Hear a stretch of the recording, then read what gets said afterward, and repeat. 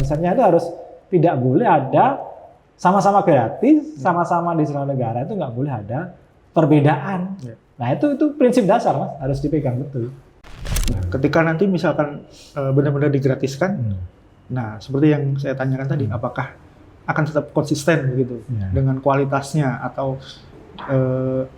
ditakutkan justru nanti ada sedikit penurunan, sementara sekolah swasta yang masih tetap diizinkan untuk memungut biaya karena mungkin levelnya premium bisa dibilang itu, malah akhirnya jadi kayak semacam pilihan, akhirnya orang memilih itu saja karena jaminan kualitasnya itu. Bagaimana Pak? Jadi yang tidak boleh itu ada siswa terpaksa sekolah swasta berbayar karena negeri nggak ada kursinya. Tribuners, dimanapun Anda berada, senang sekali kita bertemu kembali dalam program Tribun Solo Podcast. Nah, kali ini kita akan mengulas seputar putusan MK yang kemarin memberikan sebuah statement baru atau kebijakan baru, yakni tentang mewajibkan untuk penggratisan untuk pendidikan dasar 9 tahun dari SD dan SMP, termasuk untuk sekolah swasta tertentu. Nah, apakah ini nanti juga akan diterapkan di Kota Solo dan bagaimana nanti penerapannya? Kita akan berbincang dengan Guru Besar Bidang Ilmu Pendidikan Kewarganegaraan Fakultas Keguruan dan Ilmu Pendidikan Universitas 11 Maret Surakarta, yakni Profesor Dr. Triyanto SHMH. Selamat datang Pak Triyanto, apa kabar? Terima kasih Mas Adi, senang bisa ketemu. Halo Tribuners, senang bisa ketemu lagi. Nah ini terkait dengan putusan MK itu sendiri Pak, apakah ini menjadi upaya untuk percepatan pemerataan untuk pendidikan di Indonesia begitu? Ya, pertama kita menyambut baik ya putusan MK itu, karena semangatnya adalah semangat pemenuhan hak atas pendidikan. Jadi itu adalah salah satu upaya memenuhi konstitusi atau dan juga hak dasar. Jadi kalau di deklarasi universal hak asasi manusia itu sudah jelas menyatakan bahwa pendidikan dasar itu harus gratis dan negara harus memenuhinya. Ya. Di International Covenant Social Economic Rights itu juga dijelaskan bahwa pendidikan gratis, di Undang-Undang Dasar kita juga pendidikan dasar itu gratis. Dan rakyat wajib sekolah dasar gratis atau pendidikan gratis. Nah, dan negara wajib memenuhinya. Ya. Gitu. Nah, ini apakah sebenarnya spirit utamanya itu terutama untuk masyarakat yang dalam kategori tidak mampu, atau mungkin secara keseluruhan sih Pak untuk keberadaan sekolah gratis ini sebenarnya? Nah, kalau dari sisi konsep Mas Adi, jadi sebenarnya ini tidak diperuntukkan bagi si kaya maupun si miskin ya. Konsepnya itu pendidikan dasar itu gratis ya. Nah sebenarnya bukan gratis tapi negara yang membiayai kan gitu. Jadi ini dari konsepnya itu bukan untuk kaya atau miskin semua. Jadi dalam konstitusi kita Undang-Undang Dasar 45 itu warga negara itu wajib ikut pendidikan ya, wajib menempuh pendidikan dasar. Jadi diwajibkan memang. Jadi kaya miskin itu punya kewajiban mengikuti pendidikan dasar dan negara wajib membiayainya. Itu jadi negara wajib membiayai, bahwa nanti yang kaya itu mungkin ingin tidak menggunakan haknya itu lain hal, tapi negara wajib menyediakan secara gratis. Nah ini kan tadi disebutkan bahwa bisa dibilang ini pemerintah yang memberikan biaya gitu. Betul. Nah apakah nanti ada kemungkinan ada terjadinya potensi seperti alokasi anggarannya yang terkendala begitu? Mengingat kemarin kan kita juga terfokus ke salah satu anggaran untuk program makan bergizi gratis gitu. Dan sementara program itu sendiri juga berdampak pada efisiensi. Nah, apakah nanti juga itu akan menimbulkan efek-efek yang lain berkaitan dengan penganggaran untuk secara keseluruhan begitu? Nah, menggratiskan sekolah itu tentu saja nanti berkaitan dengan biaya. Ya. Selama ini kan konstitusi sudah mengamanatkan bahwa anggaran pendidikan itu adalah 20% dari APBN. Cuma kan di dalam konstitusi itu tidak disebutkan 20% untuk apa saja. Untuk pendidikan dasar kah, untuk menengah atau atas. Jadi saya kira nanti akan terjadi harus ada prioritas ya, prioritas. Dengan adanya putusan MK ini maka prioritas pendidikan dasar ini harus diutamakan. Dan tentu saja nanti kalau anggarannya yang nggak cukup, ya pasti harus ada prioritas. Ya itulah yang harus dilakukan. Nah, selama ini saja kan pendidikan itu sudah mengalami kekurangan, sebenarnya masih kurang, 20% itu masih kurang. Apalagi nanti negara juga harus menanggung sekolah yang diselenggarakan oleh swasta. Ya. Nah, apakah Bapak melihat pemerintah nanti bisa atau sanggup untuk mengalokasikan anggaran tersebut? Mengingat kemarin kan di banyak komentar yang muncul bahwa untuk kualitas di sekolah negeri saja masih belum 100% bikin orang puas begitu. Dan sementara ini nanti juga mengarahnya ke swasta walaupun nanti perlahan-lahan. Apakah kemampuan finansial pemerintah itu sanggup untuk mencakup itu semua begitu?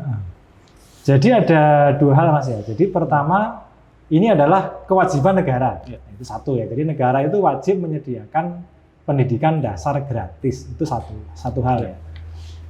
Apakah mampu atau tidak? Itu lain hal ya. Artinya negara harus mampu, hanya memang nanti di putusan MK itu boleh dilakukan secara bertahap dan selektif. Jadi memang secara teori hak asasi manusia Mas, atas pendidikan itu masuk kelompok hak yang istilahnya derogable ya, bisa dilakukan secara bertahap, tidak harus besok gitu. Artinya, tapi semangatnya negara harus mampu ya, harus mengusahakan itu untuk menyediakan pendidikan secara gratis. Nah, ketika nanti ini mulai diterapkan secara bertahap begitu ya, apakah sekolah mampu melakukan manajemen untuk mengimplementasikan pendanaan ini dan tidak berpengaruh terhadap kualitas pendidikan yang sebelumnya sudah ada begitu? Nah, kan begini Mas. Prinsip ya, secara substantif, secara kapasiti ya, secara substantif putusan MK sudah benar ya bahwa pendidikan dasar itu negara harus membiayai gitu. Itu kan kewajiban. Pada kenyataannya kan memang negara belum mampu gitu ya, belum mampu, lalu selama ini hanya diberikan kepada sekolah negeri kan, sekolah negeri. Nah, tapi kan sebenarnya sekolah negeri atau swasta yang namanya pendidikan dasar itu negara harus membayari, harus membiayai. Kan ada beberapa alasan orang sekolah di swasta ya. Pertama itu memang karena tidak dapat bangku di negeri. Bangkunya negeri terbatas kan, gitu ya. Misalnya bangkunya cuma 1.000, padahal siswa SD-nya, SMP-nya lebih dari 1.000. Berarti kan ada yang nggak dapat bangku kan? Jadi dia terpaksa sekolah di swasta. Jadi ada sekolah swasta karena nggak ada pilihan, terpaksa. Kan mesti bayar selama ini kan? Atau memang ada orang tua yang memang preferensinya ada preferensi tertentu dari awal sudah niatnya swasta karena mungkin preferensi pendidikan khusus, agama atau pelajaran yang lain. Jadi ini soal pembiayaan nanti negara harus berhitung ya apakah dia di sekolah itu sudah ada sekolah negeri yang cukup atau tidak. Kalau belum cukup maka dia harus kerjasama dengan sekolah swasta untuk memenuhi kebutuhan siswa itu gitu. Yang kedua soal isu kualitas itu isu yang terkait dengan anggaran juga. Kalau anggarannya terbatas ya kualitas pasti akan terpengaruh. Meskipun juga sebenarnya anggaran gede juga belum tentu kalau nggak bisa ngelola kan gitu. Nah ini kan juga ada beberapa pertanyaan dari masyarakat. Apakah nanti kualitasnya akan tetap sama? Kemudian apakah secara otomatis juga Pak ya? Kualitasnya akan tetap terjamin seperti itu. Nah, tentu saja pertama itu kita bicara akses ya. Akses harus terpenuhi. Yang kedua kita bicara kualitas. Nah, negara itu kan sudah menetapkan standar ya, standar mutu sebenarnya. Mutu gurunya, mutu kurikulumnya, mutu infrastrukturnya. Jadi sepanjang tiga itu terpenuhi otomatis kualitas terjamin. Kalau kurikulumnya bagus, guru-gurunya bagus dalam arti ya mungkin gajinya layak, kompetensi bagus, infrastruktur bangunan juga bagus, ya otomatis akan ada mutu di situ. Tetapi kalau gratis itu mohon maaf ya ala kadarnya ya gratis, cuma mutu nggak bagus gitu. Nah, ini untuk sekolah gratis ini mungkin masyarakat belum semuanya mengetahui ya Pak ya. Apakah ini nanti untuk menyeluruh di seluruh daerah termasuk kota atau cuman daerah terpencil. Nah, kalau seperti Kota Solo sendiri misalkan jika nanti memang ini ada, apakah sebenarnya butuh sih Pak? Ya, butuh atau enggak itu hal yang lain, tapi negara wajib menyediakan. Iya. Jadi sebenarnya sekolah dibayari negara atau sebetulnya gratis dalam bahasa umum lah. Itu ya harus dilakukan dimanapun. Itu tidak melihat di kota itu banyak yang miskin atau kaya, tetapi negara harus menyediakan dulu. Misalnya di Kota Solo ya ada sekian ribu siswa yang harus sekolah kan, untuk pendidikan dasar, dan itu negara harus menyediakan. Kalau butuhnya 2.000 kursi sekolah ya negara harus menyediakan. Kalau sampai nggak disediakan berarti ada sesuatu yang kekurangan di situ. Ya meskipun nanti bisa secara bertahap. Gitu. Saya dengar di Solo kan kurang sebenarnya sekolah yang itu. Jadi masih banyak sekolah swasta. Jadi negara itu mesti menyediakan pendidikan dasar sesuai dengan kebutuhan siswa. Bahwa nanti orang tua siswa nggak mau pakai itu lain hal ya. Kan ada juga orang tua kan memang ya karena preferensi khusus atau pokoknya kalau nggak swasta ini ada juga mas orang tua yang seperti itu. Ada juga orang swasta ya, karena nggak pilihan negerinya bangunnya kurang terpaksa swasta dan bayar ya itu tidak boleh. Jadi yang tidak boleh itu ada siswa terpaksa sekolah swasta berbayar karena negeri nggak ada kursinya. Tapi kalau dia memang dari awal udah pengen swasta nggak ada soal. Kan negara harus menyediakan dulu itu prinsipnya. Artinya sebenarnya Kota Solo sendiri juga butuh ya, walaupun mungkin secara perekonomian atau sebagainya itu berada di taraf yang tidak terlalu tertinggal gitu loh. Iya, jadi konsepnya itu kalau pendidikan dasar mas ya, itu negara harus menyediakan dulu. Taruhlah orang Solo kaya semua ya, misalnya gitu, mau membayar swasta. Tetapi negara harus menyediakan dulu. Ini loh, ini kewajiban negara menyediakan pendidikan dasar gratis ya. Ada di SD SMP kan negara menyediakan, lulusannya ada 10.000 ya, negara semua harus menyediakan 10.000 bangku. Bahwa nanti ada orang tua nggak pakai, ya itu haknya dia kan. Kita yang penting negara udah menyediakan gitu kan. Jadi saya kira itu konsepnya seperti itu.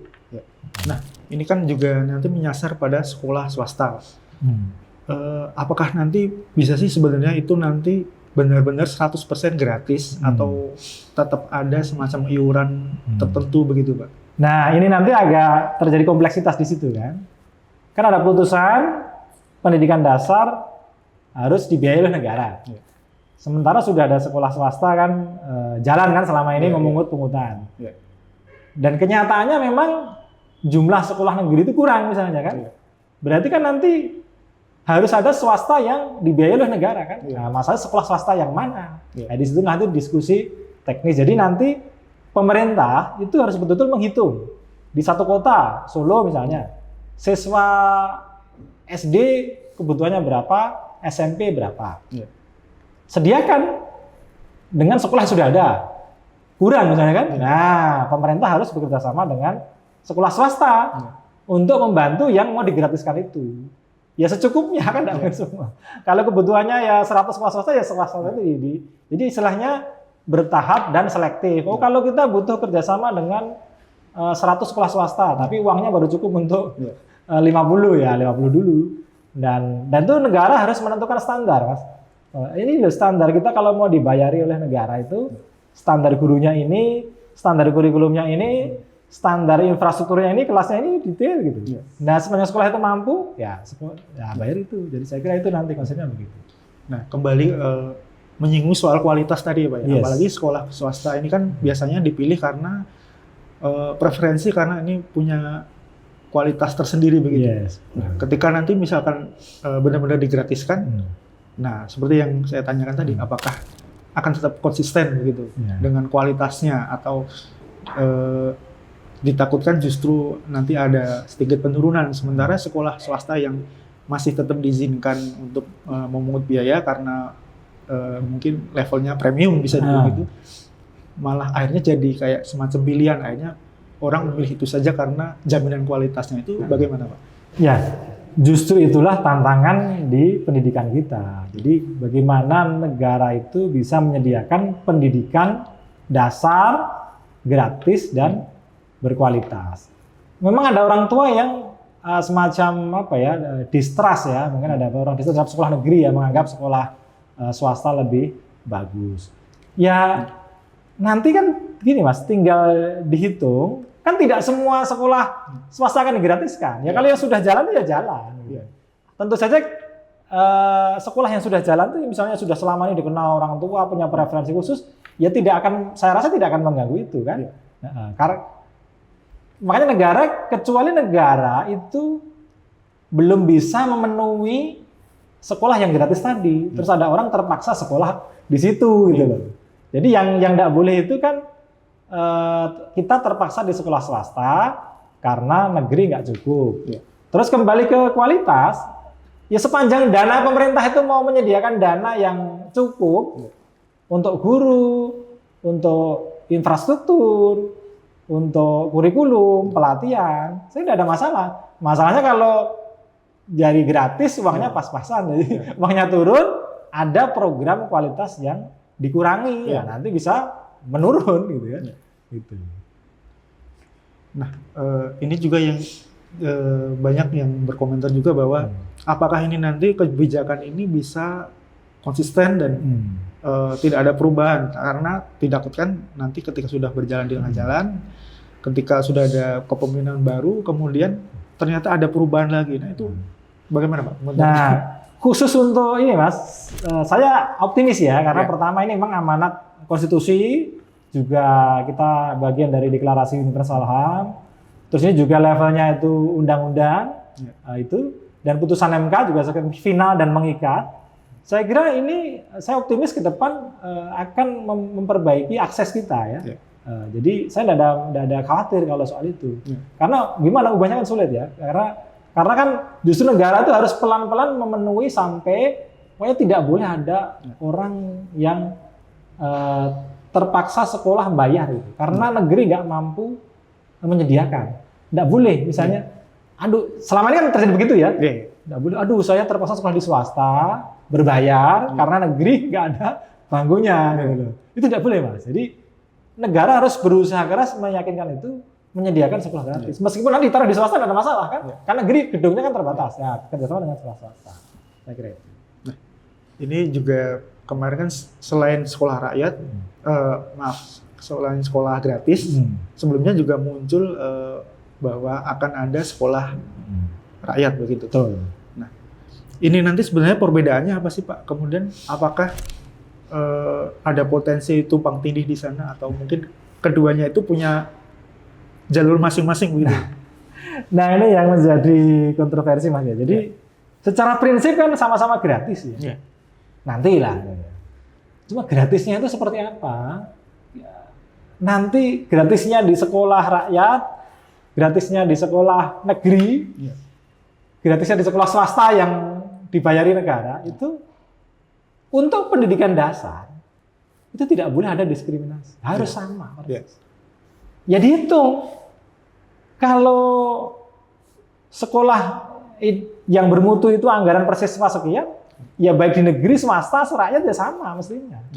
Nah itu begitu konsepnya. Konsepnya itu harus tidak boleh ada sama-sama gratis, sama-sama di seluruh negara, itu nggak boleh ada perbedaan. Nah itu prinsip dasar Mas, harus dipegang betul. Nah itu saya kira itu. Ini Pak, terakhir untuk kebijakan ini nantinya, untuk pelaksanaan ini nantinya, terutama di Kota Solo Pak ya. Adakah masukan dari Bapak untuk kedepannya supaya ini nanti kualitas pendidikannya merata dan diterima oleh seluruh masyarakat begitu? Ya, terima kasih. Nah ini Solo ini kan memang ya termasuk kota yang cukup mapan ya. Untuk Mas Wali, pesan saya mungkin segera menghitung kebutuhan, mungkin selama sudah dihitung ya, lebih dicek lagi. Kita itu butuh bangku SD itu berapa, makanya untuk SD berapa, SMP berapa. Dihitung kan usia SD berapa, usia SMP berapa. Sekolah negeri yang selama ini kita kelola itu sudah memenuhi berapa. Nah, lalu kan ketahuan tuh, oh ternyata kekurangan kuota. Maka Solo harus segera mencari kerjasama dengan sekolah swasta. Nah, nanti berbicara sekolah swasta mana yang bisa diajak kerjasama kan? Selektif, tidak semua kan? Nah, saya kira kalau sekolah swasta sudah mapan, sudah ya preferensi orang tua tertentu kan ya biarin aja jalan kan. Nah, justru swasta-swasta yang bersedia harus sukarela kan swasta yang bersedia dengan pemerintah. Saya kira banyak mas sekolah yang swasta itu tidak yang dianggap favorit tidak banyak sebenarnya. Mayoritas kan ya tidak jauh dengan sekolah negeri sebenarnya. Jadi saya kira nanti Solo harus menjadi pionir ya agar kebijakan ini betul-betul bisa diterapkan, segera berkoordinasi dengan sekolah swasta, ancang-ancang untuk kerjasama.